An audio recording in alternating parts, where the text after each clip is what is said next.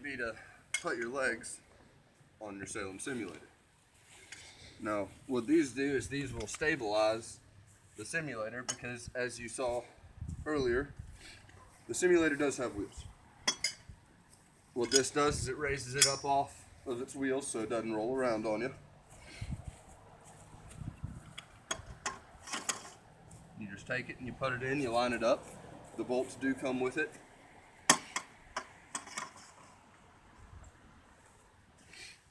And it's also better for if you have some uneven ground. Holds it up off of the ground. You can use it to level the simulator a little bit better. And that's how those go.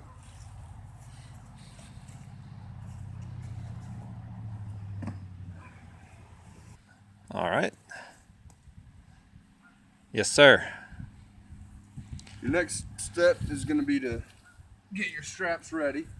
There's going to be one at the bow and one at the starboard side. You basically just want to take them. You want to make sure that there's not too many kinks in your line here. And once you have those set, you'll be taking the boat and putting it up on top of the simulator, which is a little bit easier with two people, but it can be done with one person.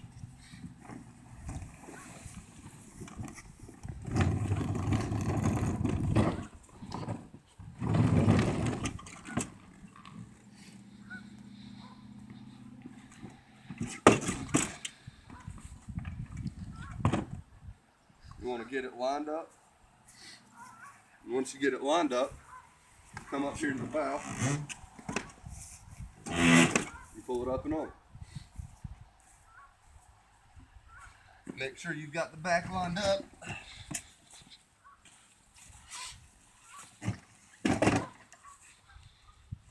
The way I've done that is I've made a couple small marks. Coming around down here. Do what? Coming over to see. And you just line it up on those small marks. And as you can see, your pads sit evenly on the boat. And then up front, you just do the same thing at the bow. And once you have everything lined up, you go ahead, you put your straps in. It's very important to make sure you don't have any twists in your straps. So that's why I go ahead and I have them ready beforehand. You take them, there's little slots right here by the feet.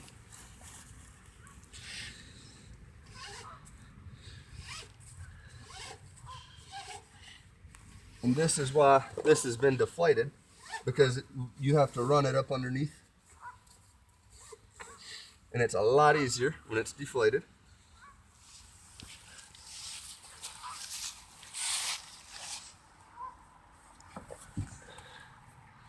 You do like so.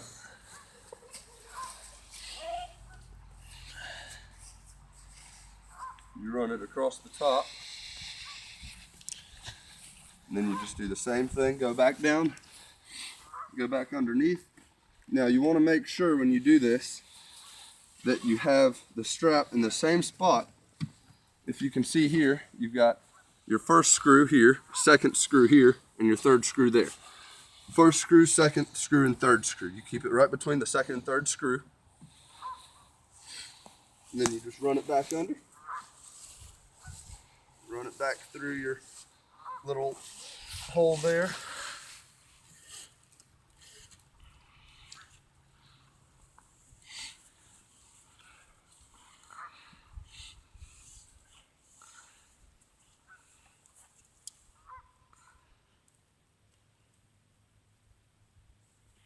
And then you take it and you put it into your ratchet.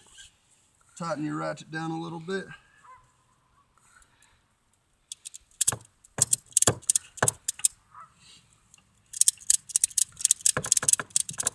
You want to tighten it until it's pretty tight, and then you want to put it in the right place, which the right place is right here on the bottom of the transom.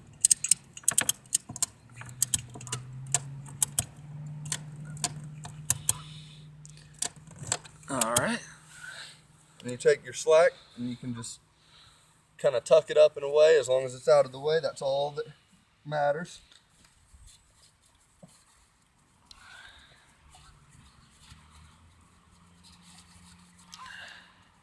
So now it's out of the way. It's nice, neat, orderly.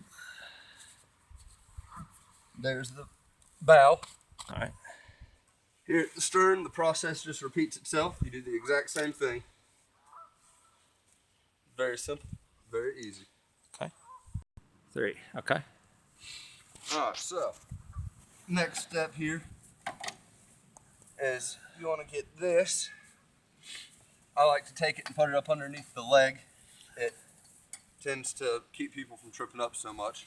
What this is your electronic box, and this is one of the main pieces of the simulator. Now what you'll need to do if you live in the United States is you'll need to go to Home Depot or Lowe's. This comes with it, Casey. Get you something like this. I'm talking about if this one breaks, Ah. which it shouldn't. It's an adapter. It's got your European, Chinese, Australian, all that stuff, and obviously American. If this breaks, I think it's $14 over there at Lowe's or Home Depot or something like that. You just plug it in. You take your box, along with the cords and everything, and plug it in.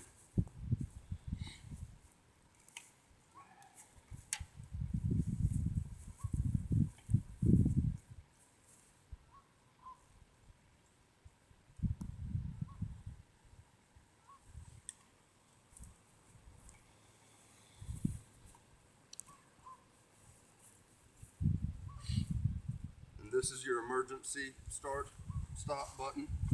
This is also what you use to get it to go. And I'll show you a little bit more about this here in just a second. I need to plug this into the transom real quick.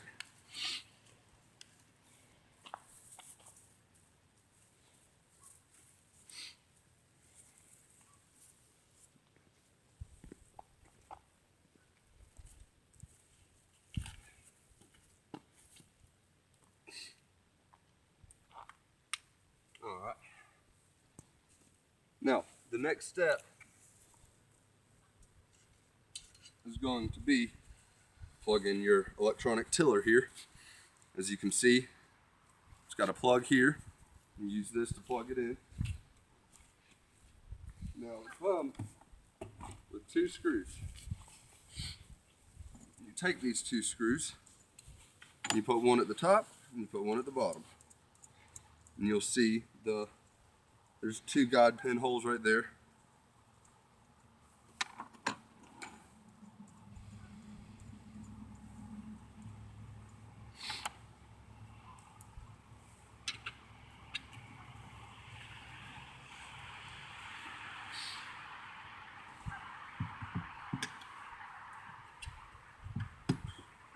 You have some shims.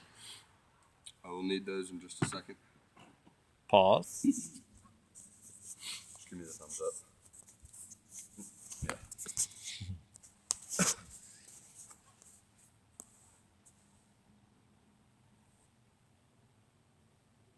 Okay. All right. So for the next step, what you're going to want to do is there are 2 bolts. Take the first one, go ahead and put it in the top, and it just rests in there like that. The bottom one you'll have to put in from the underside if you want to come over onto this side. You will see. You want to make sure that this rope is not hooked up underneath your transom, because it's going to go up above it like that. So this is going to go up under here. Make sure you can see as best as you can. It's going to go up under like that. You're going to have a washer and a bolt.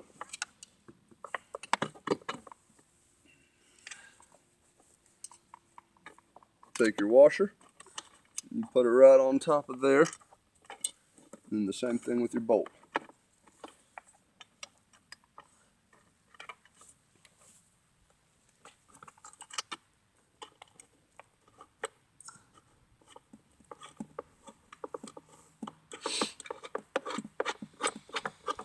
and you just screw it into place.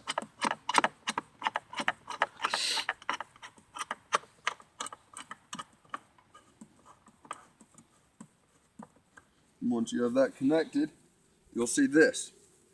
You'll come up under here, you grab this right here. What I like to tend to do is I bring it up on top. Makes it just a little bit easier. Check your bottom, make sure your pins are lined up. Plug it in there like that.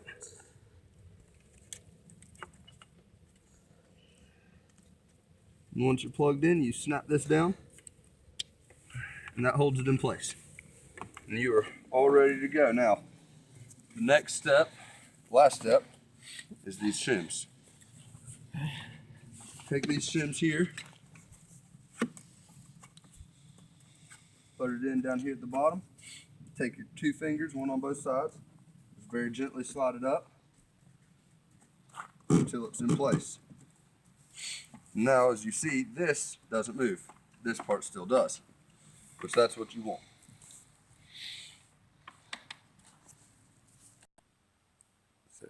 Okay. Once you're at this point, come over here to your test box and make sure that everything is working in proper order. Now, once you've done this a couple times, it takes about approximately 15 minutes to get it all set up. So what you want to do, the first step is going to be twist your emergency knob. What that does is it takes it off the emergency stop. You see this green light, you flip it over like this, you'll see that it lights up. Okay. Once you have that turned on, you can set this down. This is for your emergency stop. Just come over here and test to make sure that everything works. You just put your hand on the tiller and very lightly move it to one side or the other. As you can see, no one's pushing it. It goes around all by itself.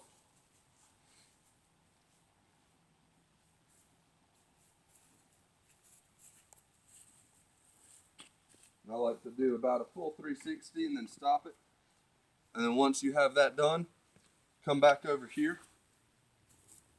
You'll flip your switch back to off and push down on your emergency switch. Your next step will be putting your sail, your mast, and your boom together. As you can see, it's very light. It all comes in this package here.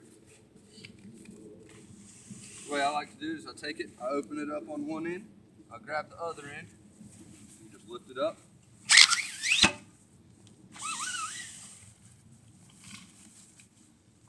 Your mast and your boom are made out of aluminum poles.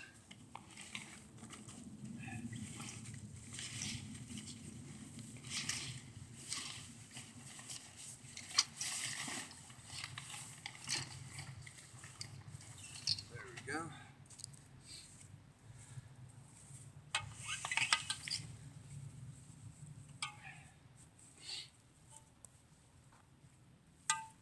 Take your mast, you'll put it on like this here, push down on your button, lock it in place. Then you want to get your sail, pull it out a little bit. You want to make sure it's away from everything else. And as you'll see on one end of your mast, you have this hook. You want to make sure that this is on the bottom side.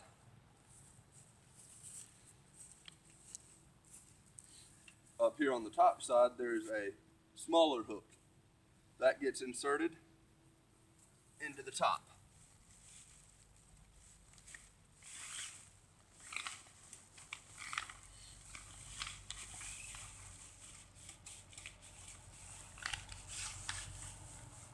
Once you get to here, where you see it sticking through this little slot, you'll need to come up here and finish guiding it the rest of the way in.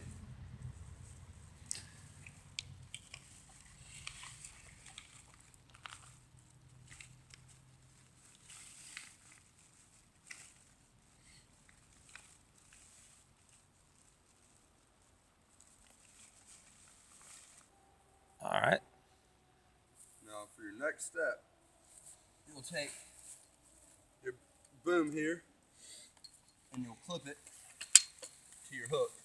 Now you want to make sure, always, every time before you stand this up, check overhead, make sure that there's no power lines, there's no obstructions, there's not a gazebo roof nearby, anything like that. Take your rope, pull it down through here.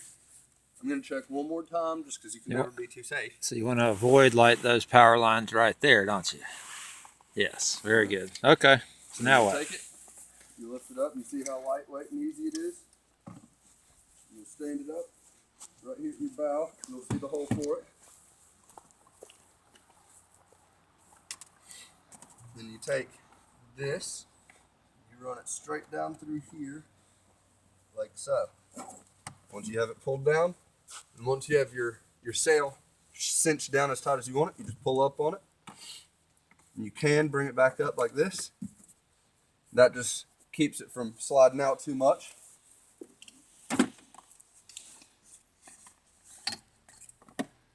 And this will already be semi-connected for you. So the main sheet's ready to attach, isn't it? The main sheet is attached.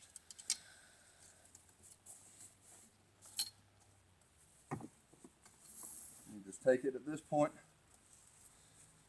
and you just unwind it. I keep it wrapped up around your boom for storage. There we go. And then you take this line here, slide it down.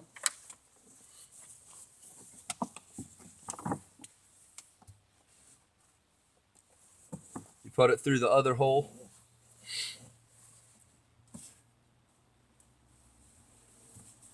Put it through your loop. You tighten it down. You don't need it to be extremely tight now. What this does is this keeps your boom from coming up this way. Unless you're boom bang. It is indeed. The boom bang. You just take it, you run it back through like so, and then you tie a little knot to keep it stopped up. Stopper knot. All right.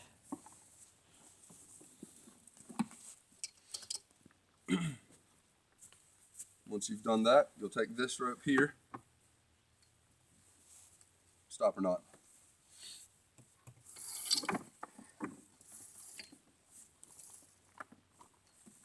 You take it, and put it through this ring.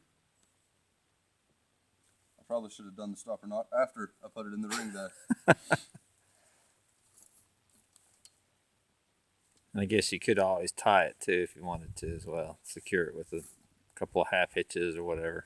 You can put But you whatever do a you'd stopper like to knot. in there, Okay. as long as it's bigger than this hole here. All right. That's good. So I just do something like that. Keeps it from running out. And you will pull from this side here. So as the wind's blowing, when it blows this way, as you can see, your stopper knot keeps it inside your ring. Mm-hmm. And you can pull from here. Pull like this, and you'll pull your boom back in. So you can control your main sheet just that way. So where do the students usually sit, Casey? Now, if you're a student, you'll be sitting in here. They make these little foam flotation devices. Boat cushions? Boat cushions. They're also flotation devices.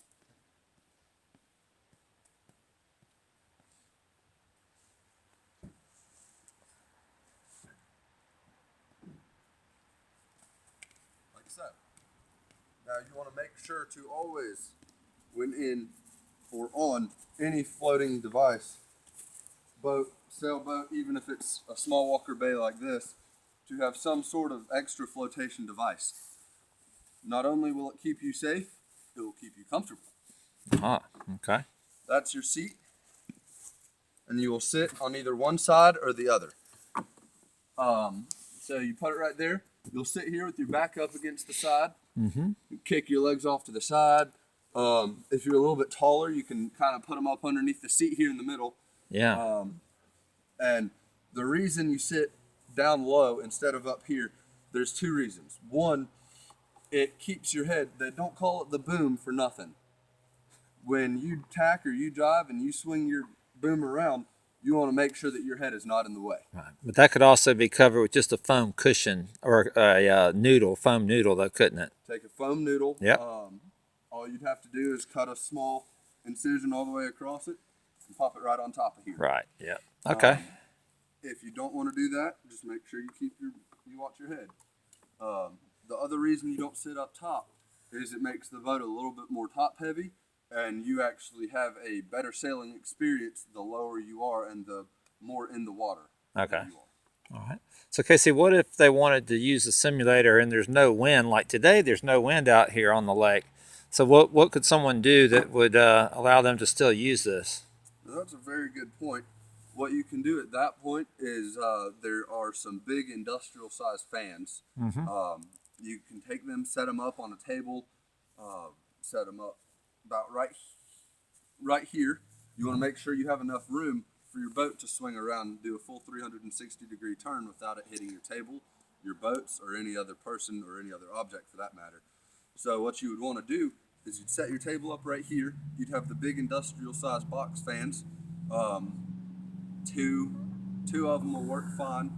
Three of them if you want to just get kind of crazy with it. I've seen it with one big one too. That works pretty well. I think Northern Tool has a nice one for about $350 that puts out a lot of wind. Okay. Now, and see, I was unaware of that. But I like some Northern Tool, so I might be stopping by there later. So, you'd set your table up. You can set up apparently the one big fan. Set up one big one, two medium-sized ones, or three small ones, however you'd like to. And then it simulates the wind, and you point it towards your sail. You don't point it at the boat. You don't point it at the parking lot. You point it right here at the sail. Okay. If you have to, you lift your table up just a little bit more. Put some bricks or something underneath it to make it reach that actual sail itself. Uh-huh. So what you would do once you have it set to here, I like to go through one more test before I actually put a person on it. So you turn your emergency switch. As you can see, that right there is your emergency stop. When you twist it, it raises. You turn your switch to on, make sure you have a green light. Green means go. Everyone knows this.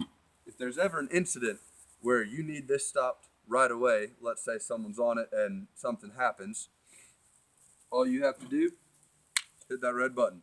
Okay. It stops it right away. Now, Casey, is this the point at which you would also inflate the buoyancy tubes around the boat? Yes, you want to make sure that you have the buoyancy tubes inflated before you have anyone get in it. And definitely if you're going to be taking the boat out on the water, because it's also good to still go out on the water. You want to make sure that your buoyancy tubes are completely inflated, but you don't want to overinflate them. Okay.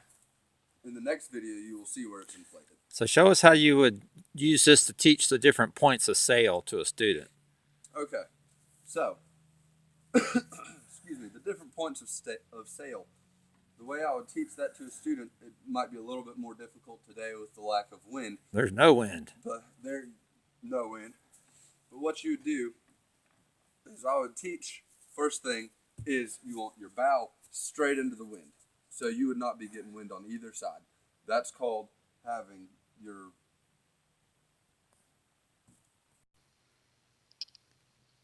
So one of the great things about a sailing simulator is it allows you to teach the basic points of sail to a student, and you can teach it to them anywhere. You can teach it inside, outside. So if it's a cold winter day and you can set this up in the gym, it would be a great teaching tool.